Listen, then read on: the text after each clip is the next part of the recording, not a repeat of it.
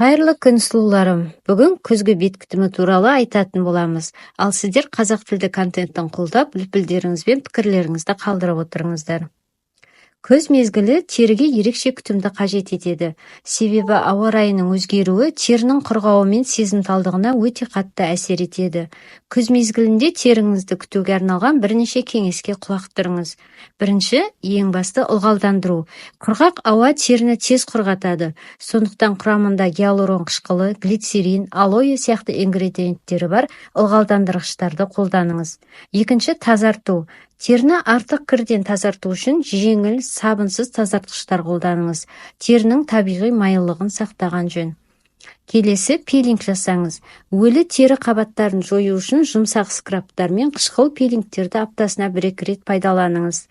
Арнамызда үй жағдайында пилинг жасау туралы арнайы видео бар, қарап шықсаңыз болады.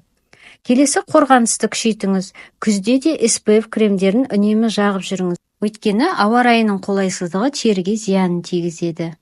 Және үнемі айтатын кеңесіміз, үй жағдайында қолда бар өнімдерден маска жасауды тоқтатпаңыз. Ылғалдандыратын және нәрлендіретін маскалар терінің қажетті дәрумендерімен қамтамасыз етеді. Енді әдетімізше осындай маскалардың бірнешеуіне тоқталсақ. Барлық тері типіне қолдануға болатын бал мен қаймақтан маска жасаймыз. Бір ас қасық бал мен бір ас қасық қою қаймақты араластырып, таза бет терісіне 15-20 минутқа жағамыз.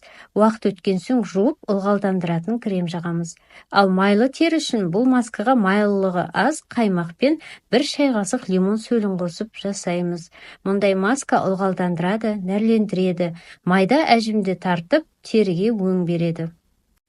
Ал қалыпты тері үшін жүзімнің 6-7 түйір жемісін сүйек пен қабығынан тазартып, 1 ас қасық қаймақпен араластырамыз. Бетте 20-30 минут ұстап, жылы сумен жуамыз. Аралас немесе қалыпты тері үшін ылғалдандыратын және жеңіл тазартатын маска жасау үшін 1 ас қасық қаймақты 1 сарыуызбен және 1 ас қасық сұлы жармасымен жақсылап араластырамыз. Дайын қоспаны бетімізге жағып, 15-20 минуттан соң бөлме температурасындағы сумен жуып тастаймыз. Құрғақ тері үшін Афродита маскасын жасаймыз. 2 ас қасық сүзбеге 1 ас қасық сүт және 1 шай қасық балмен араластырамыз. 15-20 минутқа жағып қоямыз. Ханымдар, арнамызда әр тері типтеріне күтім жасау туралы жеке-жеке видеолар бар. Өз тері типіңізге қарай қарап шықсаңыз болады. Ал келесі видеода үй жағдайында лосьондар жасап алу туралы айтатын боламыз. Сондықтан арнамызға тіркеліп, қоңыраушаны басып қойыңыз. Сіздердің әр үлпіліңіз бен пікірлеріңіз мен үшін маңызды. Әрдайым әдемі болып жүріңіздер. Назарларыңызға рахмет.